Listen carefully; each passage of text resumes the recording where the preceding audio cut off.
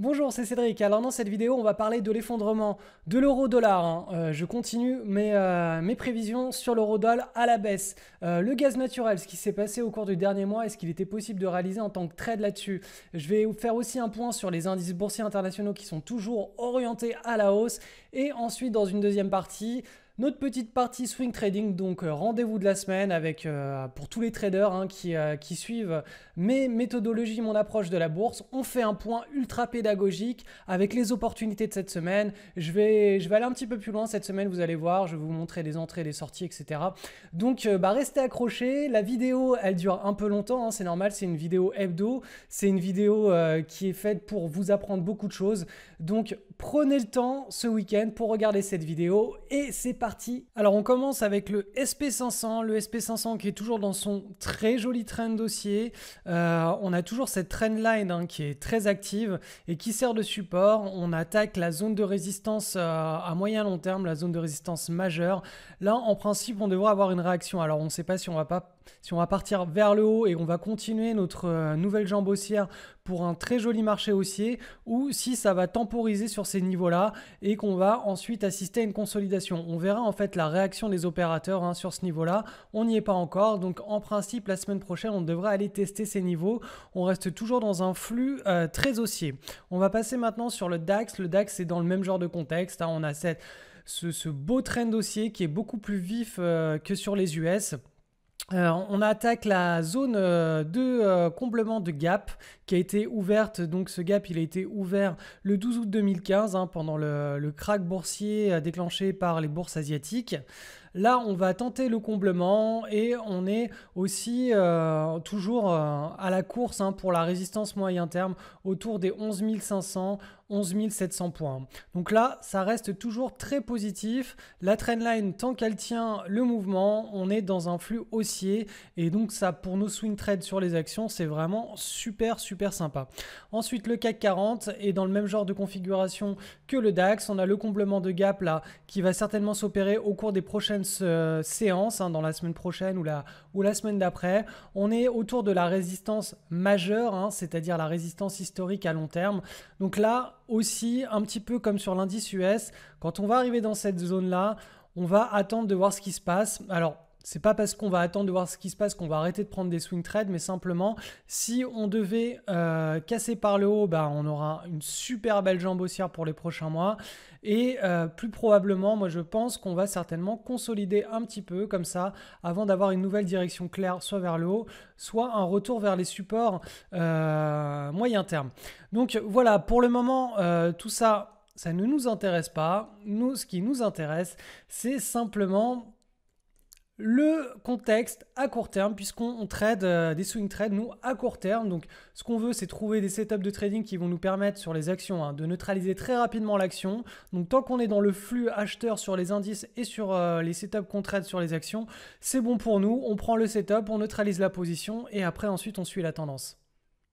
Alors j'en profite pour vous faire un petit débrief, un petit suivi de l'analyse sur l'euro-dollar puisque je m'attends à un effondrement de l'euro-dollar. J'ai publié une vidéo il y a 2 semaines avec le nom effondrement du dollar et vers un puissant marché haussier sur les actions. Là, pour le moment, on est toujours dans une validation de ce scénario. C'est en train de voilà, les signaux sur les unités de temps à court terme sont en train de se communiquer sur les unités de temps à long terme. Donc là, vous voyez qu'en journalier, on a cassé ce large drapeau ici. Donc là, on a le trend qui se précipite. Qu'est-ce qui s'est passé en hebdomadaire? On a eu ici la cassure en hebdo, une temporisation ici, et là, la validation. Donc là, concrètement, en hebdomadaire, on est en train de passer, à la vitesse supérieure. En mensuel maintenant, qu'est-ce qu'on a en mensuel? Hop, en mensuel, on a la cassure qui est en train de s'effectuer de ce pivot-là. Alors, vous voyez qu'on est, on est le 7 novembre là actuellement. Donc ça, ce sera validé uniquement à la fin du mois de novembre. Mais là, on est en bonne route, hein. C'est la course vers le sud là. Et en principe, hein, pour moi, si ce signal en mensuel se valide, ça signifie qu'on va aller très rapidement rejoindre la parité euro-dollar au cours de l'année 2016 et très probablement même au cours du premier trimestre de l'année 2016. Alors, autre suivi rapide sur le gaz naturel. Donc, on avait ce beau signal ici dont je vous avais informé fin septembre pendant la vidéo hebdo. On avait vraiment une très belle pattern. Je vous expliquais que typiquement, c'était le genre de pattern qu'on voulait trader, quelles que soient les unités de temps et quels que soient les actifs, hein, que ce soit les actions ou n'importe quoi d'autre. C'est ce genre de pattern qu'on veut trader, le beau signal ici. Et là, on a eu donc un suivi, une autre vague de baisse sur le gaz naturel. Alors, j'ai Anthony, je ne vais pas citer son nom de famille, qui m'a envoyé un email en me disant qu'il avait pris position tout simplement sur l'ETF, donc le tracker qui reproduit inversement les fluctuations du gaz naturel. Donc là, on avait cette large base. Là, on avait cette petite base en mode requête, une prise de position potentiellement réalisable ici avec un stop ici, le R1, le R2, le R3, continuation de tendance à moyen terme, à court terme, la tendance s'arrêtait ici. Donc là, il m'a simplement expliqué qu'il avait réalisé environ 30%.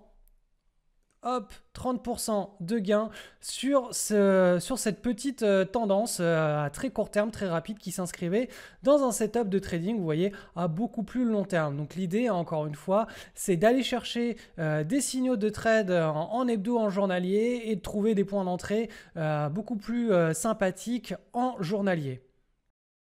Alors, on débute l'analyse des actions, des opportunités de cette semaine par le marché, allez hop, le marché allemand. Alors, le marché allemand, voilà une prise de position que j'ai fait et que je me suis fait sortir pratiquement flat. Alors, typiquement, qu'est-ce qu'on a? On a tout simplement une large base, ici, LB, large base. Ensuite, on a une petite consolidation de type requête. Regardez bien cette pattern, ici. Hop, on a une petite tasse avec une anse. Là, ici, on allait un petit peu chercher au-dessus sans forcément réussir directement à enclencher le mouvement. Il y avait une prise de position en mode requête qui était potentiellement réalisable ici. Pour ceux qui prenaient la position sur la rupture du pivot un peu avant, elle était réalisable aussi ici. Il ressortait ce titre sur nos screeners de requête juste après, juste avant ce breakout là. Donc prise de position ici ou ici. Le stop en dessous de la dernière micro-base. Vous voyez que d'ailleurs, on a cette trendline ici qui vient supporter la cadence du mouvement. Ensuite, qu'est-ce qui se passait? Le mouvement cassé à la hausse, ça part. Et ce qu'on veut, nous, quand on trade les requêtes, c'est que ça parte très rapidement. Et là, ce qui s'est passé, c'est qu'il y a eu plusieurs séances. Voilà, ça a galéré au-dessus. Moi, ce que j'ai fait tout simplement, c'est que j'ai très rapidement remonté mon stop ici puisque j'ai tracé une trendline à très court terme pour la première cadence du mouvement qui a été cassée par le bas. On avait ici un petit creux là. On est monté jusqu'ici le 2 novembre, on est redescendu ici le 3 novembre, on est remonté ici le 4 novembre, donc on a dessiné un creux et on est venu casser la trendline. Donc j'ai ajusté mon stop juste en dessous de ce creux là. Alors toutes ces techniques de trade là, c'est des techniques de coupage de position qui sont avancées. Je vous en enseigne beaucoup dans la formation Transformer ses pertes en gains. Je vous enseigne en fait toutes les techniques très avancées pour couper ses positions très rapidement de manière à dès qu'on entre sur une position, le plus rapidement possible, on neutralise le risque et soit après ça part, soit on sort de nos trades sans pratiquement aucune perte et aucun gain si le trade ne part pas.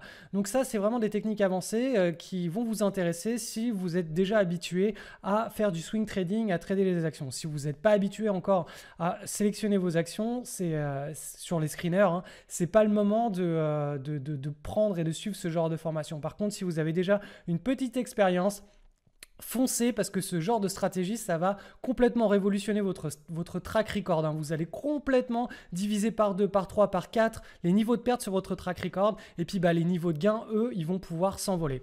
Donc c'est voilà, typiquement ce qui s'est passé, c'est qu'ensuite là, on a ressaqué à la baisse. Et là, voilà, on est dans une pattern qui n'a pas accéléré, donc on a coupé pratiquement sans perte. Hein. Vous voyez qu'il doit y avoir même pas un dixième de R de perte sur ce trade et c'est typiquement le genre de transaction qu'on doit réaliser en permanence. Dans l'idéal, tous les trades qui partent pas rapidement, on les neutralise. Alors bien sûr, sur les requêtes de marché, hein, c'est des trades avec une cadence très élevée. Donc c'est pour ça qu'on va aller chercher un système de coupe très rapide. Sur les trades de leader de marché, on a une cadence qui est un peu plus molle. Donc on ne sera pas forcément aussi agressif dans la technique de coupe.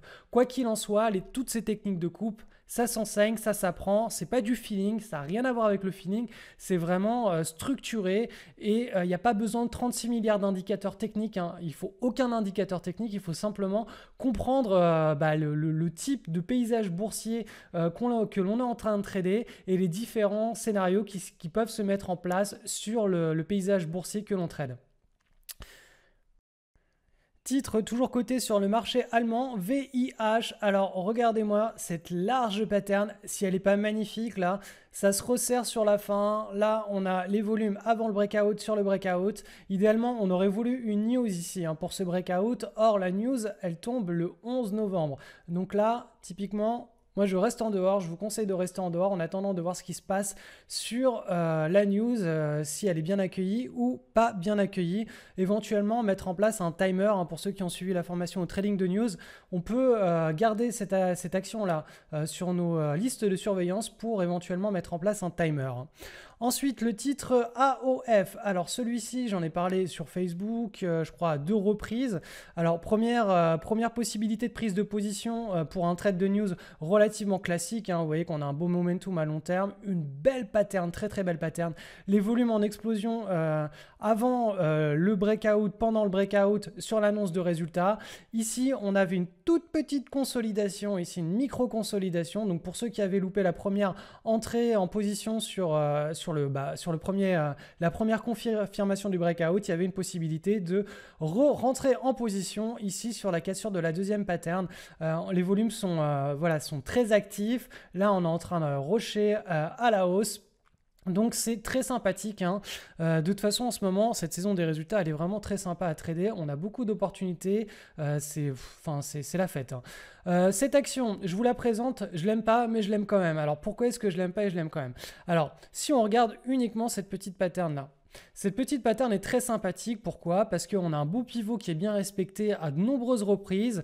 On a une micro-base ici. Et regardez, pendant la micro-base, à chaque fois qu'on a des séances de hausse, on a des volumes en forte accumulation. Donc tout simplement, ça signifie que les investisseurs ici, ils sont en train d'accumuler ce titre. Là, pendant le breakout, on a une explosion des volumes. Donc ça signifie tout simplement qu'il n'y a plus de pression vendeuse et que les acheteurs sont en train de passer à la vitesse supérieure pour l'achat de cette action. Donc à court terme, elle a un beau potentiel de neutralisation, c'est-à-dire que ça peut très, très vite partir vers le R1 et on neutralisera très rapidement notre trade. Par contre, pourquoi j'aime moins cette action? Parce que son comportement à moyen long terme, et je vous le répète souvent, le comportement passé d'une indication est le meilleur indicateur de son comportement futur. Alors, ça signifie tout simplement que quand cette action n'a pas un magnifique momentum à long terme, quand on casse à la hausse des patterns qui sont la plupart du temps pas très propres, on n'a pas des mouvements qui sont extrêmement bullish, qui sont très directionnels et très linéaires. Donc voilà, moi ce que j'aime bien, c'est avoir une action qui casse, bim, consolidation, bim, ça casse, consolidation, ça casse. Alors que là, vous voyez que ça fait plus ça. Ensuite, ça repart très très bas, ça repart à la hausse, ça repart relativement bas. Donc ça, ce genre de comportement, c'est trop erratique et j'apprécie pas trop et vous ne devriez pas trop apprécier parce que la personnalité de cette action n'est pas la bonne.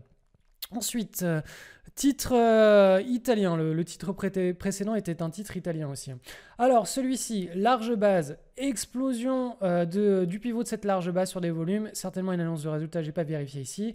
Là, on a quelque chose de très tight, de très propre. Regardez les volumes là. Avant, encore juste avant, là, en pleine augmentation et pendant le breakout. Donc on a le Q3 qui est annoncé ici. Donc si vous avez pris cette position sur la cassure vous ne restez pas en position avant le Q3. Donc là, vous pouvez surfer la tendance. S'il y a un objectif avec une prise de bénéfice partiel ou total, vous le faites. Mais quoi qu'il arrive, avant l'annonce de résultats, sortez de votre position. Parce que là, typiquement, quand on a un rush comme ça avant une annonce de résultats, c'est que les gens sont en train d'acheter la rumeur et ils vont certainement vendre la nouvelle. On va passer maintenant sur le Nasdaq. Alors le Nasdaq, qu'est-ce qu'on a? Alors la large base de type LDM, un beau momentum, un beau rush haussier, une nouvelle base de type LDM. Vous voyez que là, le contre-pied de marché. Hein. Donc ici, on fait mine de casser à la baisse avec des gros volumes. Le lendemain, on a l'annonce de résultats. Et ça part directement vers le haut, donc contre-pied des opérateurs. Regardez ces énormes volumes ici pour le contre-pied des opérateurs. Donc là, on avait des résultats qui étaient assez impressionnants puisqu'on a les résultats du troisième trimestre par rapport à l'année précédente qui était en hausse de 570%. Pareil, les ventes en hausse de 115%. Le float de cette action est de 3 millions. C'est vraiment ridicule. Ça signifie que dès qu'il y a des opérateurs qui achètent cette action, des gros opérateurs, ils sont obligés de précipiter le titre à la hausse. Donc là, d'un point de vue purement mécanique et au point de vue de la news, on a vraiment une surprise. Donc là, on casse à la hausse. Donc là, il y avait une possibilité de prise de position de type LDM avec aussi un trade de news, donc coupler les deux. Alors, soit directement sur le pivot, soit après en post-breakout, après validation. Et là, typiquement, on est en train de partir. Donc là, ça faisait partie des trades très sympathiques cette semaine avec deux possibilités de prise de position et même pour ceux qui ont suivi la formation entrée au bon moment, un pyramidage de réalisable. Ensuite, toujours coté sur le Nasdaq, l'action FFNW. Alors cette action, elle nous propose une large base. Le breakout, ici, il s'est effectué sans les gros volumes. Les gros volumes, l'accumulation s'est faite ici. Donc là, moi, je le mets sous surveillance, ce titre, parce que on est trop haut par rapport au pivot. Le comportement historique de cette action, voilà, c'est une récente apparemment IPO, puisqu'on sur ProRealTime, en tout cas, on n'a pas beaucoup de données. On n'a pas beaucoup de... voilà, quand ça part à la hausse, le mouvement est relativement erratique. Il n'est pas ultra directionnel. Donc là, je vais simplement attendre de voir ce qui se passe sur cette action. Et si on a une pattern de type roquette de marché qui se met en place, elle pourra rentrer dans mes swing trade portefeuille.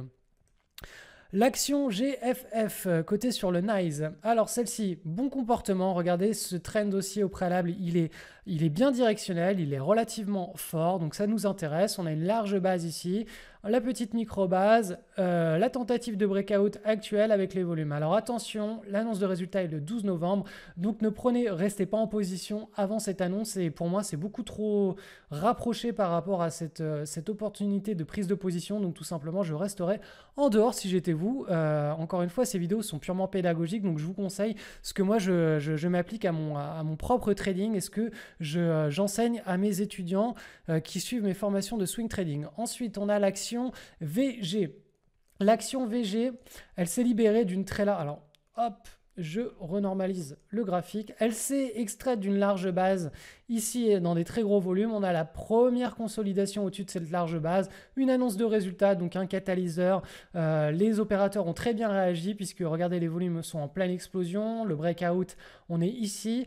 Donc là, typiquement... Soit vous preniez la position avec un timer, donc directement sur la rupture de pivot. Là, en post-breakout, pour moi, on est beaucoup trop haut par rapport au pivot. Vous voyez que la mèche, là, elle est venue chercher très haut. Donc, si vous entrez sur une cassure ici, pour moi, c'est trop haut. Sauf si éventuellement, vous serrez le stop sous ce petit flag en formation.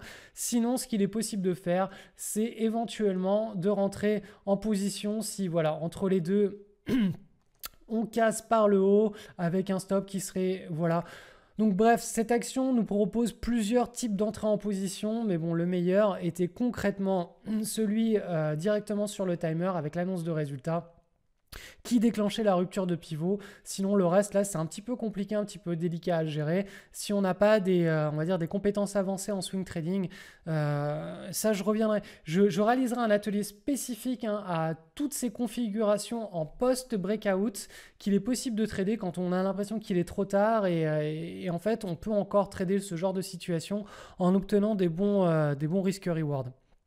Alors, on va passer maintenant sur Euronext Paris, trade de news sur l'action Euronext, hein, ENX.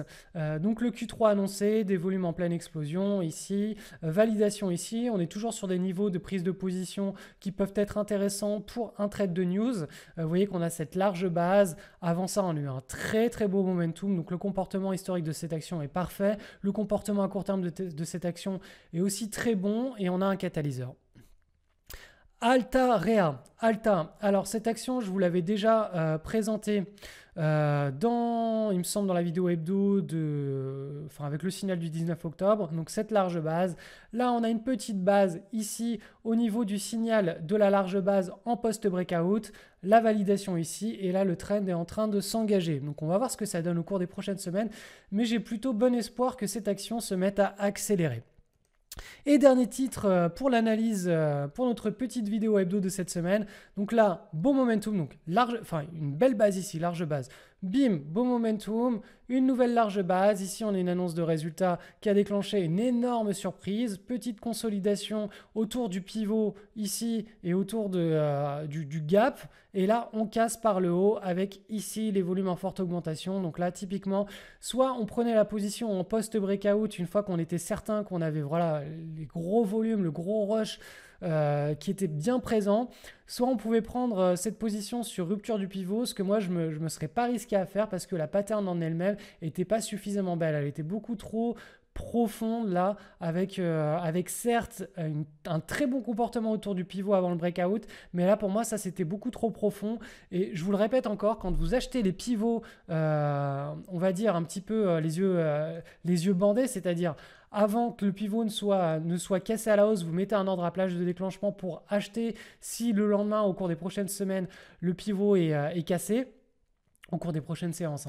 Si au cours des prochaines séances, le pivot est cassé, vous mettez un ordre à plage de déclenchement, il sera exécuté si effectivement donc, le pivot est cassé.